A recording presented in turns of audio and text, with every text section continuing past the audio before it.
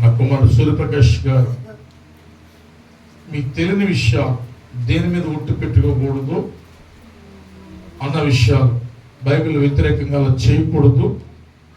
రెండవది, ఉత్సాహగానముతో సంతోషంతో మందిరానికి రావాలి, ఉత్సాహ ధ్వని చెయ్యాలి. చప్పడవటం అంటే చిన్నపిల్లలు ఎలా ఎలా అన్నట్టు అంటారు. చేతులు క్షేమకరంగా ఉన్నప్పుడు మనం చప్పట్లు కొట్టి ప్రభు కనపరిచాలి. ప్రభునందు పిల్లరా, ఉత్సాహ ధ్వని మనం సంఘమంతా చేయాలి. పౌలు స్త్రీలు ఉత్సాహ ధ్వని చేశారు. అక్కడ సరిసాల యొక్క గోడలు బద్దలైపోయాయి. దేని మహిమ గాక. అన్యుడైనటువంటి జైలధికారి మారు మనసు పొందాడు. దేని మహిమ కలుగును గాక. నా కుమారుడితో పరిశుద్ధాత్మ దేవుడు మాట్లాడించారు ఇక్కడ ప్రతి మాట. నేను చాలా సంతోషించాను. ఉత్సాహం చేయటము, దేవుని కీర్తనలు పాడటము, కొత్త కీర్తనలు పాడుడి చక్కగా చేయాలి పిల్లరా. ఫస్ట్ మరి ఆరాధనతో పాటు దైవ సందేశాన్ని వినిపించిన నా కుమారుడు కూడా ప్రభు పేరిట వందనాలు. Praise the Lord. హల్లెలూయా. ప్రభునందు పిల్లరా, దేవుడు మన పక్షాన సైలెంట్ గా ఉంటాడా, సైలెంట్ గా ఉండడా? దేవుడు మన పక్షాన సైలెంట్ గా ఉండే దేవుడా? కాదు. దేవుని మహిమ కలుగును గాక. దేవుడు ప్రభునందు పిల్లరా, దేవుడు మన పక్షాన నిమ్మకు నీరెత్తినట్లు ఉండే దేవుడు కాదు. పరిశుద్ధ గ్రంథములో అబ్రహాము యొక్క మనవుడు కనిపిస్తున్నాడు.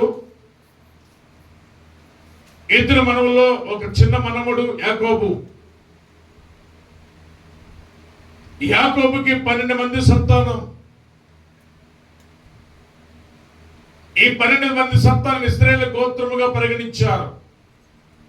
అయితే ఈ 12 మందిలో ఒక ఆయన, చిన్న ఆయన పేరు 12 మందిలో చిన్న ఆయన పేరు ఎవరు? రాహేలు. యాకోబు పుట్టిన కుమారుడు యోసేపు, బెన్యామిన్. అయితే యాకోబు యోసేపును ప్రేమించాడు. అన్నదమ్ములు అసూయపడ్డారు, ద్వేషించారు. ఒక దినాన యోసేపుని ఒక గోతిలో పడవేసి మరలా వ్యక్తిని ఫరోకు అమ్మేస్తారు అన్నదమ్ములు. ప్రభునందు పిల్లరా, అయితే ఈ మిగతా 11 మంది వెళ్ళి నాన్న తమ్ముడు యోసేపుని ఒక జంతువు వచ్చి చంపేసింది, ఇదిగో అంగి, దీని నిండా రక్తం అయ్యింది అని ఆ మిగతా 11 మంది అన్నదమ్ములు యోసేపుని చనిపోయాడని అక్కడ తండ్రి దగ్గర చెప్పడము. పిల్లరా, ఆ తండ్రి ఆ రక్తపు మరకలు చూడడం, కానీ యోసేపుని చంపలేదు. కానీ యోసేపుని అమ్మేశారు. ఒక మేకను వధించి దాని రక్తాన్ని యోసేపు ధరించిన అంగీకి రాసి, ఇదిగో రక్తపు గుడ్డలు, ఇదిగో రక్తపు బట్టలు, నాన్న చూడు అన్నప్పుడు ఆ తండ్రి కన్నీరు కాల్చడం ప్రారంభించాడు. షిమ్యోను అరెస్ట్ చేస్తారు, జైలుకి పంపించారు. బెన్యామిన్ తీసుకుని వెళ్ళిపోయారు. యాకోబు ఏడుస్తున్నాడు, అయ్యా నాకు పుత్ర సంతానం లేకుండా చేస్తున్నావా? ఏంటి తండ్రిగా ఉండి నాకు ఈ బాధ ఏంటి, ఈ సమస్య ఏంటి, ఈ కష్టం ఏంటి, నాకు బిడ్డల విషయంలో ఈ వేదన ఏంటి ప్రభువా? చాలా మంది, అయ్యా నా బిడ్డ యొక్క ఉద్యోగ పరిస్థితులు ఏంటి, అయ్యా నా కుటుంబ పరిస్థితులు ఏంటి, అయ్యా నా మీద నిందల పరిస్థితులు ఏంటి, అయ్యా నా మీద అవమానాలు ఏంటి, అయ్యా నా మీద శత్రుదాడి ఏంటి అని ఏడుస్తూనే ఉంటాం. అందులో యాకోబు దాదాపు 16 సంవత్సరాలు ఏడుస్తూనే ఉన్నాడంట. యాకోబు దేవునికి ఇష్టడా అయిష్టడా? ఎలా చెప్తున్నారు?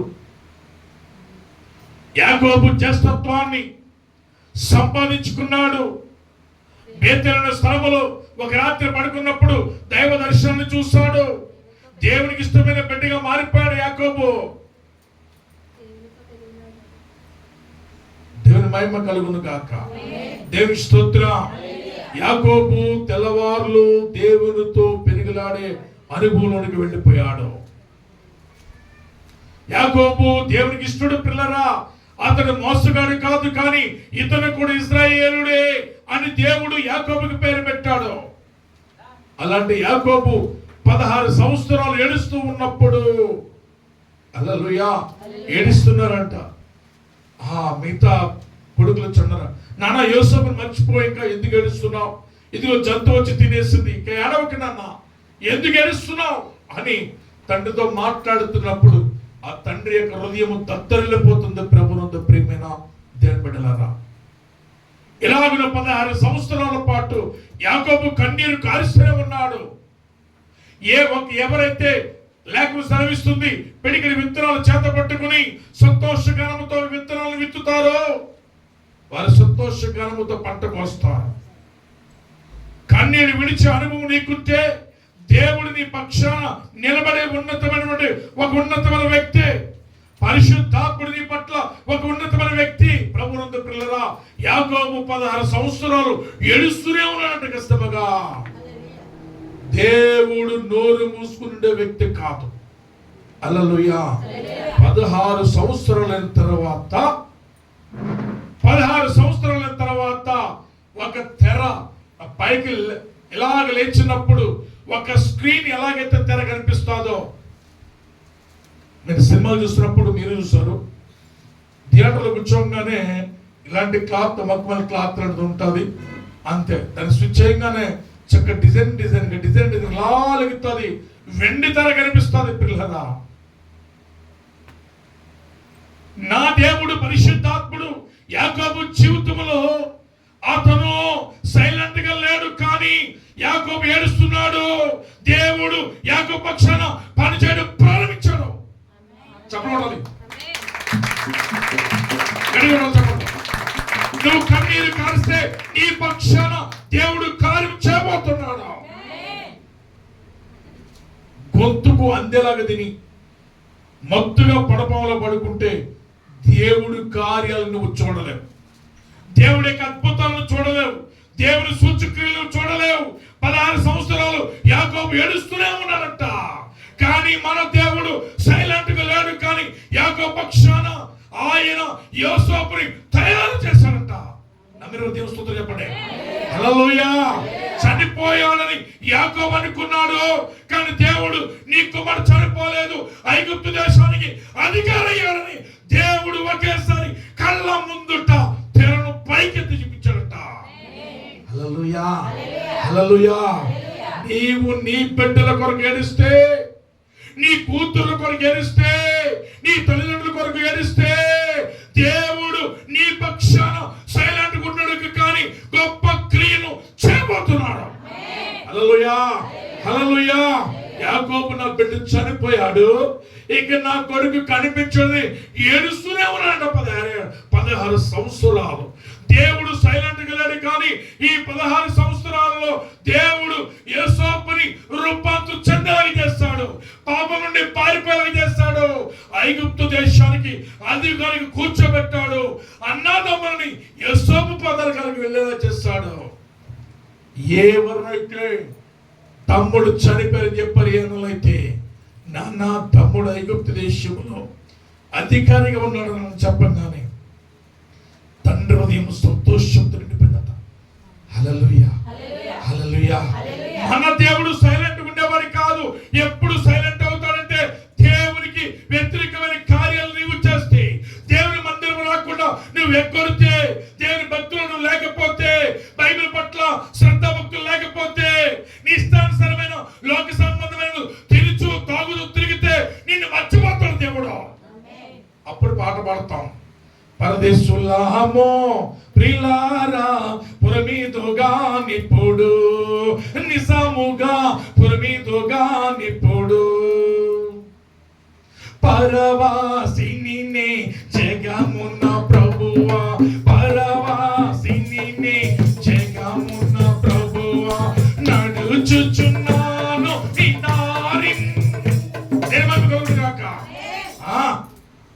దేవుని దారులు నడిస్తే దేవుడు నీ పక్షాన ఉంటాడు. దేవుని సన్నిధిలో ప్రార్థన చేస్తే నీ బిడ్డలను ఉన్నతంగా రూపుదిద్దబోతున్నాడు. హల్లెలూయా, హల్లెలూయా. దేవుని సన్నిధిలో నువ్వు వేడిస్తే రానున్న భర్త నీ ముందుకు వచ్చి నిలబడతాడు. హల్లెలూయా, హల్లెలూయా. దేవుని సన్నిధిలో నువ్వు కన్నీరు కార్చి ప్రార్థిస్తే ఐశ్వర్యవంతులండి. ఆయన ఎవరు? బెత్లెహేములో ఉన్నాడు, మోయాబు. హల్లెలూయా.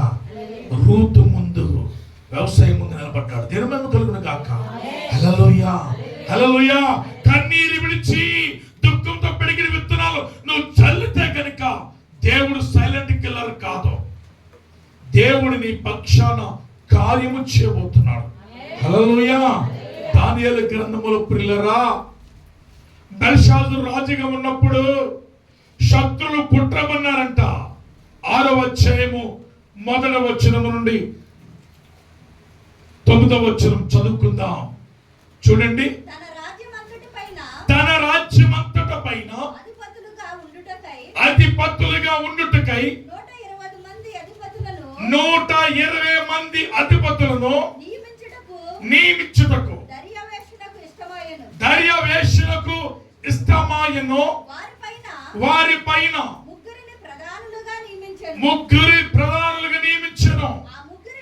ఆ ముగ్గురిలో దానియేలు ఎంతమందిలో? ఎంతమంది మంత్రులు అంట? అమ్మా చదివారా తమ్ముళ్ళు? ఎంతమంది తమ్ముడు? పృథ్వీ ఎంత? గుర్తుపెట్టుకో. దర్యావేషు దానియేలు పరిధి ఉన్న టైంలో 120 మంది 120 మెంబర్స్ మినిస్టర్లు ఏర్పాటు చేస్తాడు. మన ఆంధ్రప్రదేశ్ ఎంతమంది ఎమ్మెల్యేలు ఉంటారు? ఆంధ్రప్రదేశ్కి ఎంతమంది ఎమ్మెల్యేలు?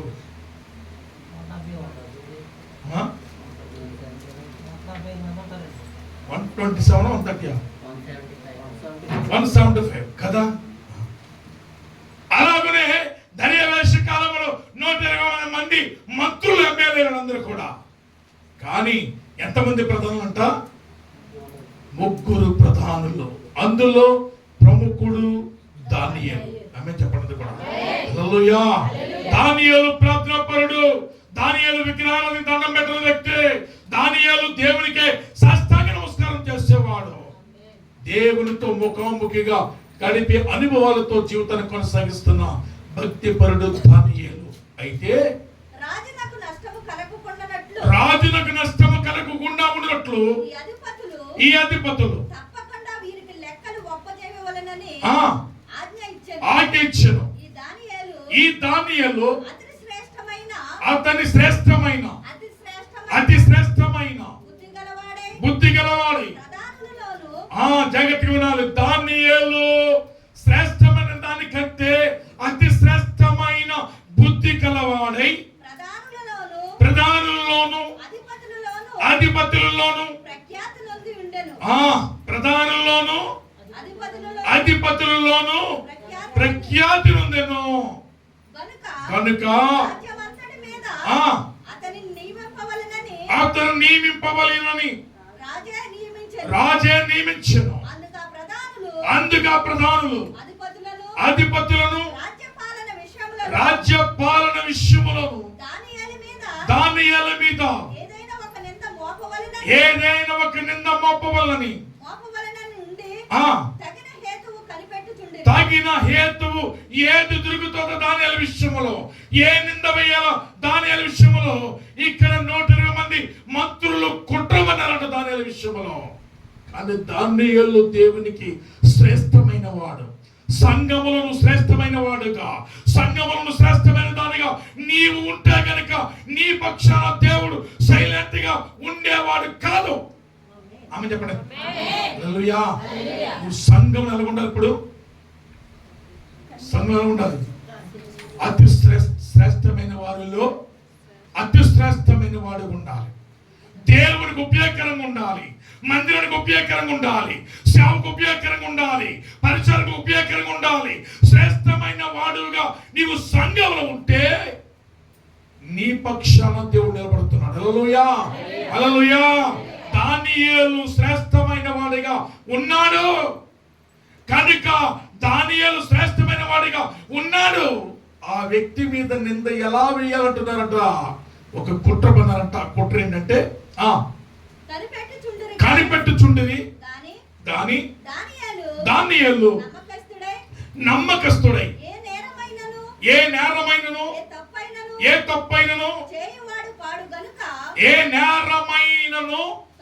ఏ తప్పైన చేయవాడు కాదు కనుక దానియేలులో తప్పైనను లోపమైనను కనుగొన. అంటే ఎంత శ్రద్ధాభక్తులకు ఉన్నాడో దానియేలు, ఎంత యథార్థవంతుడికి ఉన్నాడో దానియేలు, ఎంత నీతిమంతుడికి ఉన్నాడో దానియేలు, ఎంత చెడుని విసర్జించిన వాడికి ఉన్నాడో. ప్రభునందు ప్రియమైన దేవుని సంఘములో నువ్వు కూడా దానియేలు అవ్వాలని దేవుడు కోరుకుంటున్నాడు. దానియేలు ఆలోచనకి రావాలని కోరుకుంటున్నాడు. దానియేలులాగా జీవించాలని కోరుకుంటున్నాడు. దానియేలులాగా తప్పు లేకుండా ఉండాలని దేవుడు కోరుకుంటున్నాడు. కానీ ఒక తప్పుడు మనిషిగా ఉండాలని దేవుడు చూడటం లేదు. కుట్రలో కుతంత్రాలు పన్నేవాడిగా ఉండాలని దేవుడు కోరుకోవడం లేదు. నిన్ను దానియేలు కుమార్తెగా దానియేలు కుమారుడిగా చేయాలని నా దేవుడు తప్పిస్తున్నాడు.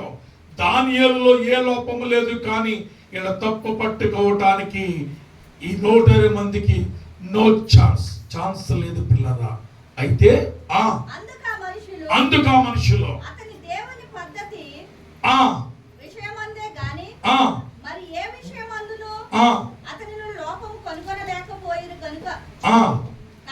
కాబట్టి ఆ ప్రధానులను అధిపతులను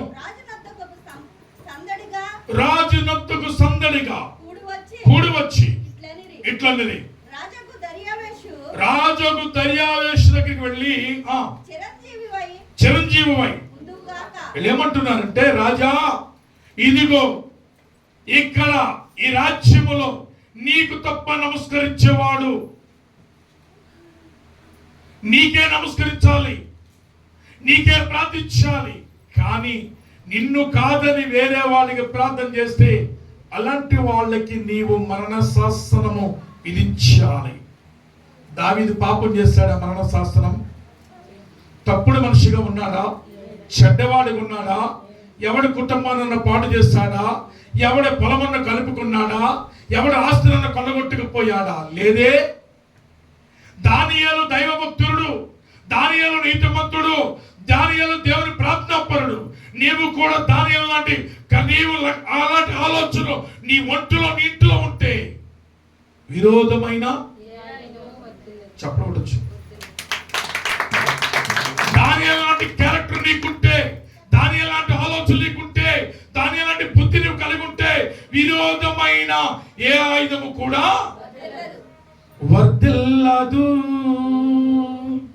అది వర్ధిల్లదు, వర్ధిల్లదు, అది వర్ధిల్లదు. నీకు విరోధమై ఏ ఆయుధం వర్ధిల్లదు. నీకు విరోధమై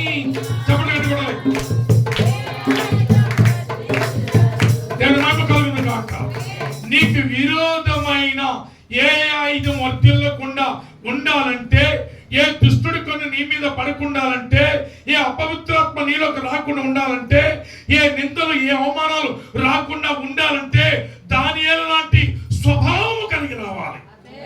భక్తి విన్న తర్వాత దానియేలు లాగా ఉండాలి, కానీ సైతాన్ లాగా మారకూడదు, సైతాన్ గడలాగా మాట్లాడకూడదు.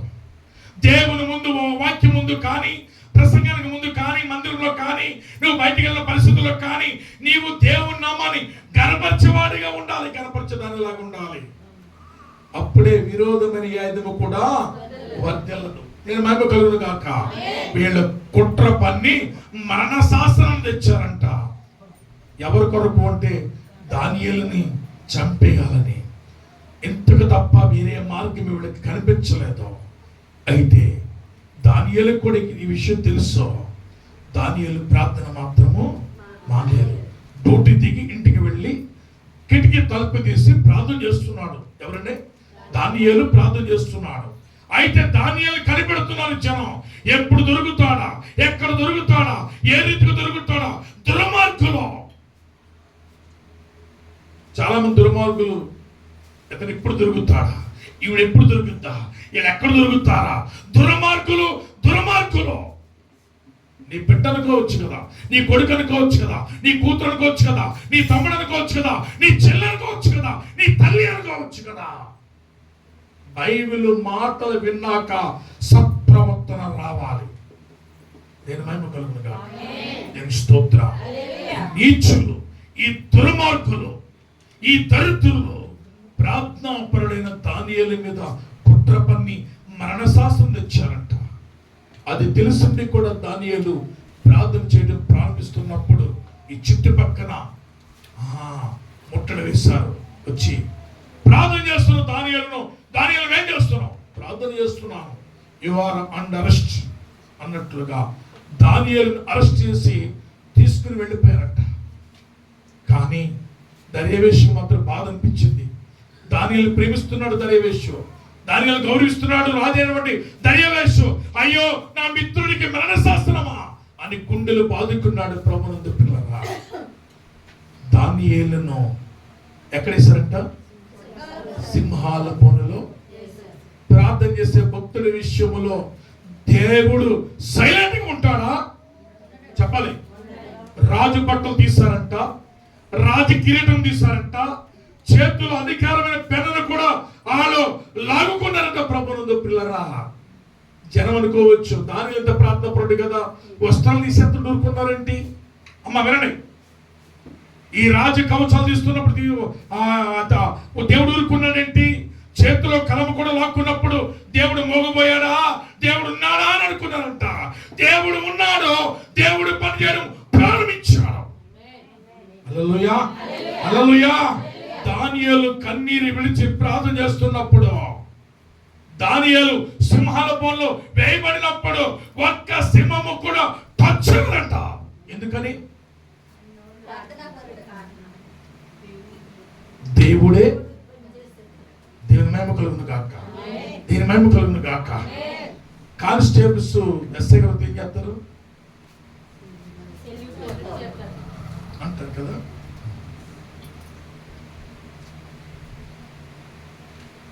అలాగే డిఎస్పి దగ్గరికి డిఐజీ అంటారు తమ్ముడు, ఆయన వచ్చారు, కాలం చేస్తారు, సల్యూట్ చేస్తారు తప్పకుండా. ఉపాధ్యాయుల దగ్గరికి ఎంఏ వస్తే నమస్తే పెడతారు, సల్యూట్ నమస్తే పెడతారు. ఎండి వస్తే నమస్తే పెడతారు ఇష్టపగా. కానీ ఈ సింహాల మధ్యలోనికి నా దేవుడు సైలెంట్గా వెళ్ళాడు. కానీ ఎలా వచ్చాట? యూదా గోత్రము సింహము అంటారు. అసలు ఎక్కడ ఉంటారమ్మా మీరు? ఇంటికి వెళ్ళాక కలాపేయాలి, తాగుడు సంతకి వెళ్ళాలి, బట్టలు ఉతుక్కోవాలి, సేపు ఇదే మట్టి చేస్తా. సింహాలు ఎందుకు తినలేదు దానియేలును? సింహాలు 7 రోజులు జాగ్రత్తతో ఉన్నాయి, నగనగలాడుతూ ఉన్నాయి. కానీ ఒక్క సింహం కూడా నాలుగుతో అందదంట. 2 బ్యాక్ ఉన్న కాళ్ళు 2 కాళ్ళు వెనక దగ్గర పెట్టాయి, 3కి 2 కాళ్ళు ఫ్రంట్ ఉన్న కాళ్ళు ఇలా పెట్టాయి అంతే. ఇక అదే డైరెక్షన్. ఎందుకని? ఎవరు వచ్చారు అక్కడికి? యూదా గోత్రపు సింహం దిగినట్టే. ఈ సింహాల నోళ్ళు ఆమె చెప్పడం కూడా. హల్లెలూయా, హల్లెలూయా. దానియేలు కన్నీరు కారుస్తున్నాడు, దేవుడు సైలెంట్ గా వెళ్ళాడు. ప్రతి దానికి సమయం ఉంది అంతే. దేవుడు సైలెంట్ ఉండేవాడు కాదు, దేవుని బిడ్డలు విడిచిపెట్టేవాడు కాదు. పర్వతాలు తొలగిన, మెట్టలు తత్రలో పోయినా నీకు కృప ఉందా? అదప్పుడు నీకు కృప ఉంటుందా? ఎవరు కృప? ఆయన కృప. పర్వతాలు తొలగిన, మెట్టలు తత్రల పైన నా కృప నిన్ను దానియేలు విడిచిపోదు. ఓ సంగమా, నా కృప నిన్ను విడిచిపోదు. నిన్ను నేను శాశ్వతమైన ప్రేమతో అంతే అని ప్రేమించు దేవుడు అంట. ఓ తల్లి కన్నను, ఓ తండ్రి కన్నను, ప్రేమించు దేవుడు, క్షమించు దేవుడు. ఓ తల్లి కన్నను, ఓ తండ్రి కన్నను, ఓ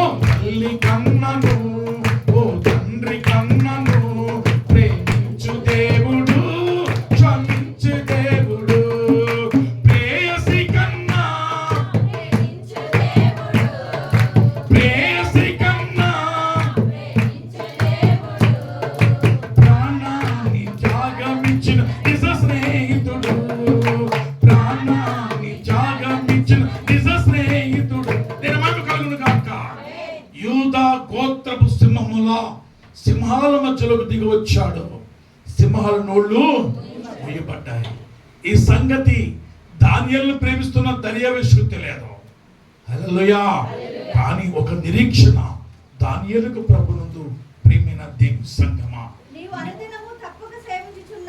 నీవు అనుదినము తప్పగా సేవించుచున్నా నీ దేవుడే నిన్ను రక్షించు చాలు. దానియేలుతో చెప్పాను, దేవుడిని రక్షించాలంటే అనుదినం ఏం చేయాలి? ఇప్పుడు అనుదినం పాస్టర్లు చెప్తే జనం అయ్యారండి అనుదినం ఈ ప్రార్థనలు ఎట్టండి అనుదినం అంటారు. ఈ అందగాళ్ళు అంటారు వచ్చి, అయ్యారు మీ అనుదినం మర్చిపోకుండా. అవును బిషప్ కదా, రెవరెండ్ మళ్ళీ పైగా దేవునికి దగ్గర నెంబర్ 1 పన్నాడు. దేవునికి ప్రదార్పణలు సమర్పణలు చెల్లించి ఒక ప్రత్యేకమైన వ్యక్తిగా శ్రేష్టమైన వ్యక్తి ఉన్నాడు. అలాంటి వ్యక్తి అంటాడు వచ్చి, అయ్యా మీ అనుదినంలో ప్రార్థన మర్చిపోకుండా. మరి ఏమనిపించదు ఏంటో, నిన్ను దేవుడు మర్చిపోకుండా అంటే ఏమన్నాడు దేవుడు? 10వ వంతును దేవునికి చెల్లించాలి. నీ దశమ భాగాన్ని దేవుడికి ఇవ్వాలి. బల్ల బుద్ధి చెబుతాను ఖచ్చితంగా చెప్తున్నాను. అయ్యా మీ అనుదిన ప్రార్థనలు జ్ఞాపకం చేసుకుంటే, అనుదిన ప్రార్థనలు అంట ప్రభునందు పిల్లరా క్రైస్తవులకు విశ్వాసం ఉండాలి. ఒక ఆవిడ అంటుంది, అయ్యారో మీ మాటని వాక్యాన్ని గాయకొని కంటి చుట్టూ బెదిరించేసుకోండి నా భర్తని. ఊహో అంటే కూర్చునేవాడు, ఎలకో అంటే ఆగిపోయేవాడు. కానీ ఇప్పుడు వాక్యంలోకి వచ్చాను, బాప్తిజం పొందుకున్నాను, ఎరా అని దాన్ని ఏమండి టీ తాగండి, ఏమండి వేడి నీళ్ళు పెట్టమంటారా అంటుంటే ఈయన కళ్ళకు చేయకు అన్నాడు. పిచ్చగా వచ్చేస్తున్నాయి గారు. పూర్వకాల స్థితిలో వెళ్ళిపోతే ఇది మర్యాద వచ్చును. కానీ వాక్యాన్ని నేను భయపడుతున్నాను, చస్తున్నాను. దేవుడు సైలెంట్గా ఉన్నాడు. ఏంటి కారణం ఏంటి అడిగిందట. దేని మహిమ కలుగును గాక. నువ్వు ప్రార్థన చేయాలన్నట. దేని మహిమ కలుగును గాక. ఏ కాలు అయితే లెగిసిందో, ఏ చేయి అయితే లెగిసిందో, ఒక రోజున ఫ్రంట్ గా వెనకపోయిందంట, ఫ్రెండ్స్ ముందుకు వచ్చిందట. దేవుడు సైలెంట్గా ఉండడు. మంచి విషయంలో కీడి విషయంలో దేవుని యందు దానియేలులాగా ప్రార్థనాపరులుగా జీవిస్తే విరోధమైన శత్రువు కూడా పోతాడు. మనకల రోగము పోతాది. ఏ తెగులుని గుణాలను సమీపించదు. హల్లెలూయా. శత్రు నోటి నుండి దేవుడు తప్పిస్తాడు. శత్రు నోటి మాటలు నీకు తగిలినవ్వకుండా యోబు గ్రంథం ప్రకారంగా దేవుడు తప్పిస్తాడు చేస్తున్నామని చెప్తున్నాను. దానియేలు లాంటి లక్షణాలు కలిగి ఉంటే దేవుడే నీ పక్షాన్ని ఇంటి అవుతాడు. దేవుడు కనపడ్డావు. సమయం వచ్చిన తర్వాత యోసేపుని యాకోబు చూపించాడు. సమయం వచ్చిన తర్వాత అందరు మనోనేత్రులను ఇక్కడ దానియేలు విషయంలో దేవుడు తెరిపించాడు. రాజు అంటున్నాడంట, నీ దేవుడు పూజానీయుడు. రెవరెండ్ నేను మహిమ కలుగును గాక. ఆఖరి మాట చెప్పి ముగిస్తాను. ఆదికాండము 14వ అధ్యాయంలో 10వ వచనములో ఎవరు కనపడుతున్నారంటే ఇశ్రాయేలు ప్రజలు కనిపిస్తున్నారు. ఇశ్రాయేలు ప్రజలు కనిపిస్తున్నప్పుడు చూడండి, ఆదికాండం 14:10 వచనం. ఫరో సమీపించుచుండగా ఇశ్రాయేలు కనులెత్తి ఐగుప్తీయులు తమ వెనుక వచ్చుడు చూచి మిక్కిలి భయపడి అది మొరపెడుతున్నారు. ఇశ్రాయేలు ప్రజలు భయపడుతున్నారు. ఈడు వస్తే చంపుతాడేమో, నలుగుతాడేమో, ప్రాణం తీస్తాడేమో అని గచ్చలాడిపోతున్నారంట. పిల్లరా, దేవుడు సైలెంట్గా ఉండేవాడు మాత్రము కాదు. ఇశ్రాయేలు ప్రజలు మొర్ర పెడుతున్నారు. మొర్ర పెట్టే అనుభవంలోనికి క్రైస్తవుడు రావాలి. ఎప్పుడు రావాలి? 6 గంటలకి అమ్మా, మొదటి జాము టైం చెప్పేద్దాం. ఫస్ట్ 3 గంటలు 3 గంటలు లేచి ప్రార్థన చేస్తున్నాను. నా కుటుంబం, నా భర్త కొరకు, భార్య కొరకు, పిల్లలకు వచ్చేటట్టు అరుణా స్టాలిన్ నేను ఒకటి చేస్తున్నావా? అబద్ధ సాక్ష్యాలు పలకవద్దని పదాజ్ఞలు ఒక మాట. అమ్మ 3 గంటలు లేచి ప్రార్థన చేస్తారా? అది దేని మహిమ కలుగును గాక. చేసిన వాళ్ళు ధన్యులు. అంతే. కుటుంబము కొరకు, బిడ్డల కొరకు నీకు క్షేమం ఉన్నది అనుకుంటున్నాం. దేవుడు ఏదో ఒక రీతిన ఎప్పుడో ఒకప్పుడు క్షామకాలం దేవుడు తొలగిస్తాడు. ఆయన అంటున్నమాట ఇర్మియా 22:21 ఏముందంటే, ఇర్మియా 22:21 వచనములో, ఇర్మియా గ్రంథం 22:21 వచనం, దేవుని క్షేమంగా నన్ను అనుకుంటున్నావు, కాలం ముందుకు వెళ్తాను అనుకుంటున్నావు, బాగా తింటున్నాను, బాగుంటున్నాను, అందమైన పట్టుబట్టలు కట్టుకుంటున్నాను, అందమైన ఫ్యాన్ షర్ట్లు వేసుకుంటున్నాం, హీరోయిన్లు తిరుగుతున్నాం అని అనుకుంటున్నావేమో. నీ క్షేమ కాలములో అది అయ్యా మందిరానికి రండి, అయ్యా చెడు లక్షణాలు వదలండి అని చెప్తున్నప్పుడు మా పద్ధతి ఇంతేనండి, ఇంకేం అర్థంలేండి. అయ్యా అయ్యా ఆ పని మంచిది కాదు అంటే, మీ పని మీరు చూసుకుని మా పని మేము చూసుకుంటాం. భక్తులు మాటలు ఎవడు మాట్లాడండి, ఎవడు కూడా వెతుకు, నీతో నిన్న మాట్లాడుతున్నాను. కానీ దేవుడు ఏమంటాడు, రోజున నీ క్షామ పరిస్థితి తారుమైనప్పుడు, నీ స్థితిగతులు మారిపోయినప్పుడు, నీ పరిస్థితి మారిపోయినప్పుడు దేవుడు ఏమంటాడు తెలుసా, నీ క్షామం ఉన్నప్పుడే. అందమైన హీరోలు తయారావు కదా, సినిమా హీరో అటు నువ్వు ఇటు తిరిగావు కదా, ఇప్పుడేమైంది, అప్పుడు లైఫ్ స్టైల్ ఇప్పుడు కావాలి కదా, అప్పుడు అందమైన పట్టు చీరలు పట్టు వస్త్రాలు వాళ్ళతో ఉన్నాం కదా, అప్పుడేమైంది. నీ క్షామ కాలంలో నీతో మాట్లాడాను, నా సేవకుడితో మాట్లాడించాను, నా సేవకుడితో మందిరానికి రమ్మన్నాను, వచ్చావా? రక్షణ పొందో, బాప్తిజం పొందో, రక్తమోసంలో పాలుభాగస్తులయ్యావు, నా మీద తిరుగుబాటు చేస్తావు. నీ క్షేమ కాలంలో నేను నీతో మాట్లాడుతుంది, కానీ నేను విననని డైరెక్ట్ చెప్పావు. నా ఇష్టానుసారం జీవితం నేను ఉంటాను. నువ్వెవరు? నువ్వు ఇస్తున్నావా? కానీ ఏదో ఒక రోజున పరిస్థితి తారుమారి వాళ్ళు వాళ్ళైనప్పుడు దేవుడు మాట్లాడతాడు. నువ్వు ఇచ్చిన దానికి సమాధానం కలుగుతుందానికి ఇష్టంగా ప్రభునందు పిల్లరా, దేవుడు నీ కుటుంబ పక్షాన సైలెంట్గా ఉండేవాడికి కాదు. నువ్వు మంచిగా ఉంటే మంచి చేస్తాడు, చెడ్డగా ఉంటే చెడ్డ జరుగుద్ది. అందుకని దానియేలు మంచిగా ఉన్నాడు కనుక శత్రువుల నోళ్ళు మోయించాడు, సింహాల నోళ్ళు మోయబడ్డాయి. ఖచ్చితంగా ప్రభునందు పిల్లరా, ఇశ్రాయేలు ప్రజలు మొదలు పెడుతున్నారంట, దేవుడా ఎక్కడ దేవుడా? దేవుడు చూస్తున్నాడు, ఫరో తరుగుతున్నాడు. దేవునికి ఉద్దేశము ఫరో సైన్యాన్ని ఒక్కడను కూడా మిగలకుండా అనుకున్నాడు దేవుడు. అల్లు చెప్పండి, హల్లెలూయా. వీళ్ళు నా బిడ్డల మీదకి వస్తున్నారు, వీళ్ళు విసిగిచ్చారు, బానిసలుగా వాడుకున్నారు, తిండి పెట్టలేదు, నీళ్ళు ఇవ్వలేదు, వస్త్రాలు ఇవ్వలేదు, ఇష్టానుసారంగా బాధలు అనుభవించేలా చేస్తారు. కానీ వీళ్ళు కానాను దేశం నా దేశానికి వస్తున్నప్పుడు వీడెవడు అడ్డు పెడతాను, ఫరో గారు ఎవడు? ఈ ఫరో గారు లాంటి ఇంకో ఫరో ఎవడు ఉంటాడు, ఆడి లాంటి కూడా ఎవడు ఉంటాడు? ఆడి కానీ, ఆడి మంత్రులు కానీ, వాడి సేనాధిపతులు కానీ, వాడి సైన్యం లీడర్లు కానీ ఏ ఒక్కరిని వచ్చకూడదు అనుకున్నాడు దేవుడు. హల్లెలూయా.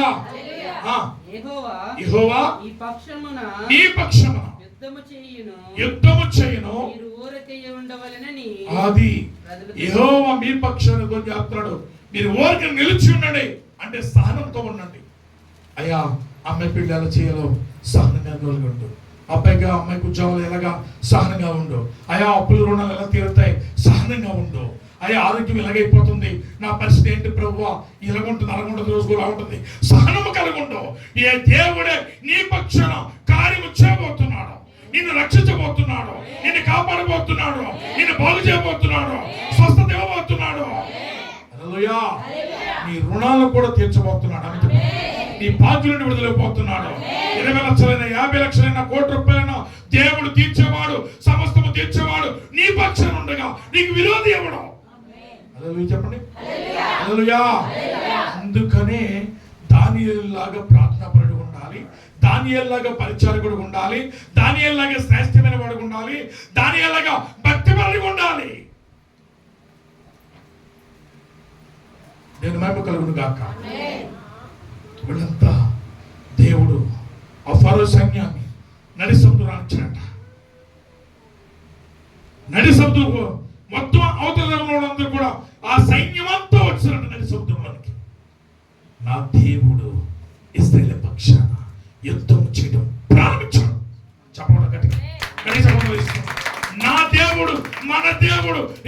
పక్షాన యుద్ధము చేయడం ప్రారంభించాడు. ఎలాగునంటే ఆ ఎర్ర సముద్రము ఆ యొక్క పడవ నుండి అది కలిసిపోవడం ప్రారంభించిందంట. విడిపోయిన సముద్రం, రెండు పైకి విడిపోయిన సముద్రం ఎక్కడైతే తెరబడిందో అక్కడ నుంచి అలా మూయబడుతూ ప్రారంభించిందంట. నీళ్ల మునగడం సైన్యం ప్రారంభించిందంట. ఫరో మనోనేత్రం వెలిగించబడదంట. ఇశ్రాయేలు పక్షాన యెహోవా యుద్ధము. దేవుడు సైలెంట్గా ఉంటాడా? తన పిల్లలు బాధ పెట్టినా, తన దైవదాసులు తన సేవకులు బాధ పెట్టినా, సేవకులు కన్నీళ్లు తెప్పించిన సేవకుడి విషయంలో దేవుడు సైలెంట్ గా ఉండడు. హల్లెలూయా. సేవకుడికి మంచి చేయండి, మంచిగానే మీరు పొందుకుంటారు. ఇది నా మాట కాదు. ప్రభుత్వం చేర్చుకున్న వాడు ఫలం పొందుకుంటాడా, శాపాలు పొందుకుంటాడా? సేవకుడు చేర్చుకోండి. సేవకుడికి ఆతిథ్యం ఇవ్వండి. అవసరమైతే నేనే కదా, ఏ పాస్టర్ అయినా సరే అందుబాటులో ఎవరైనా ఎండలో వెళ్తా ఉంటారు. అయ్యారు డ్రింక్ దగ్గర తిరగండి, అయ్యారు చల్లని మంచి దగ్గర తిరగండి, అయ్యారు చెప్పి ఫ్యాన్ కింద కూర్చోండి, చేయండి ఆతిథ్యం. నేను అందరిలో సేవకుడు కాదు. చాలా మంది వేరే పాస్టర్ మైండ్కి రావద్దని చెప్తారు. ఖచ్చితంగా నేను ఆట యొక్క దారిని వెళ్తున్నా ఏ సేవకుడైనా విషయాన్ని అనేక వందనాలు ప్రేసలు చెప్పండి. వాళ్ళని గౌరవించాను. కలిగి ఉంటే చేతనైతే ఆతిథ్యమే ఉండి, ఆవేళ మీకు కలిగి ఉంటే కలిగి శక్తి కొలది కానుకిచ్చుకుని ప్రార్థించి పంపించండి. నేను మహిమ కలుగును గాక. దేవుని స్తోత్రం. హల్లెలూయా. నేను మహిమ కలుగును గాక. ఇశ్రాయేలు ప్రజల పక్షాన యుద్ధము చేయించున్నాడని అప్పుడు అర్థమైందంట. ఫరో దుర్మార్గుడికి పిల్లరా. దేవుడు సైలెంట్గా ఉన్నాడు అక్కడ కూడా. దాని విషయంలో సైలెంట్గా ఉన్నాడా? అమ్మ చెప్పాలి. ఏం చేశాడు దాని విషయంలో? సింహాల నోళ్ళను ఎలా మోయించాడు? యోధో గోత్రం సింహముగా దేవుడు ఎంట్రీ ఇచ్చాడు. లోకపరమైన సింహాలు నోళ్ళు మూయబడ్డాయి. హల్లెలూయా, హల్లెలూయా. యాకోబు జీవితంలో దేవుడు ఎలాంటి ఆశీర్వాదము? ఏ కొడుకు లేడని ఏడ్చాడో, ఏ కొడుకు లేడని కన్నీరు 16 సంవత్సరాలు కన్నీరు కాచాడో, అదే తండ్రి ఎదుట దేవుడే యోసేపుని ఐగుప్తు దేశానికి అధికారిగా ఇచ్చేవాటి ఈడిగో నీ కుమారుడు అన్నాడట. చెప్పండి.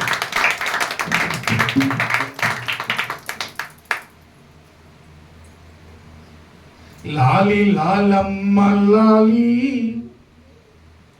ఏడిస్తే నిన్నెవరెత్తుకుంటారు?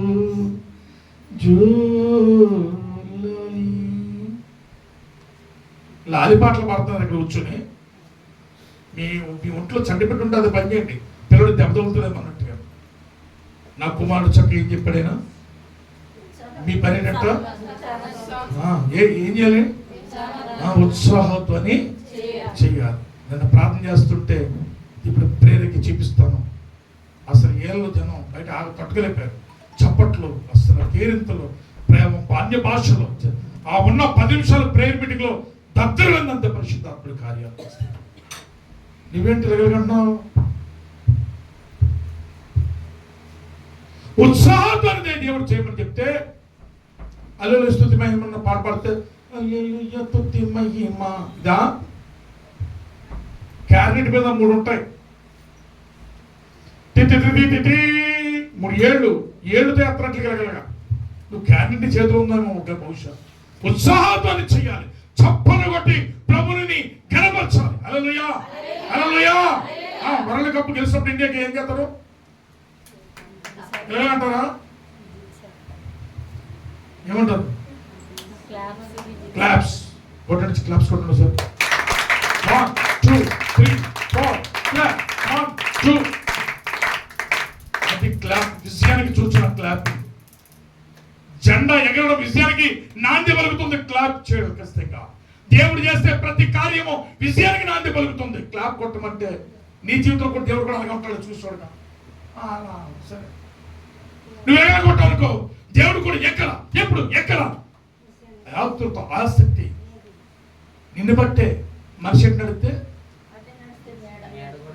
ఎవరు నడుతారు? నీడా. ఓ నీడా అంతే. నా నీడ. నువ్వు ఎలా నడితే నువ్వు నెమ్మదిగా నీడ కూడా. నా నీడ కూడా చాలా స్పీడ్గా వచ్చింది ఫస్ట్. హల్లెలూయా. దేవుడు కూడా నిన్ను బట్టే నడుస్తాడు. నీలో పాపం ఉంటే ఆ పాప రీతిగా దేవుడు చూస్తాడు. పరిశుద్ధత ఉంటే పరిశుద్ధ మనం చూస్తాడు. నువ్వు ప్రార్థన అయితే నీ పక్షాన్ని ధ్వని చేస్తాడు. నేను మహిమ కలుగును గాక. నేను స్తోత్రం. ఇశ్రాయేలు ప్రజల విషయంలో దేవుడు మొర్ర పెడుతున్నారంట. ఆయన 40 సంవత్సరాలు మొర్ర పెట్టారు. ఎన్ని సంవత్సరాలు అంటే 40 సంవత్సరాలు మొర్ర పెట్టారు, కానీ బలహీనులు కాలేదు. కానీ ఎర్ర సముద్రం దాటి వెళ్ళి పాలు తేనెల దేశంలో ప్రవహించారు. దేవుడు వారి పక్షాన మాత్రము సైలెంట్ గా ఊరుకోలేదు, కానీ ఇశ్రాయేలు ప్రజలను క్షేమకరంగా కానాను దేశం నుంచాడు. ప్రభువుని తప్పినాడు. ఇక మధ్యాహ్న పూట పరిశుద్ధాత్మ దేవుడికి జీవిత కార్యం చేయాలనుకుంటున్నాడు. నువ్వు సైలెంట్గా ఉంటావో వైలెంట్గా ఉంటావో నీ ఇష్టం. నువ్వు ఉన్నదాన్ని బట్టి దేవుడు కార్యం చేయబోతున్నాడు. దానియేలు ప్రార్థన పడుకున్నాడు కనుక సింహాలు నోటి దంతాలు కూడా, సింహాలు గోళ్ళు కూడా తక్షణ సింహం దేవుడే కులం సింహం వచ్చాట. సింహాలు వాళ్ళ సైలెంట్ అయిపోయినట్ట. ఎస్ఐ ముందు డీఎస్సీ నిలబడితే ఎలా సైలెంట్గా ఉంటారు?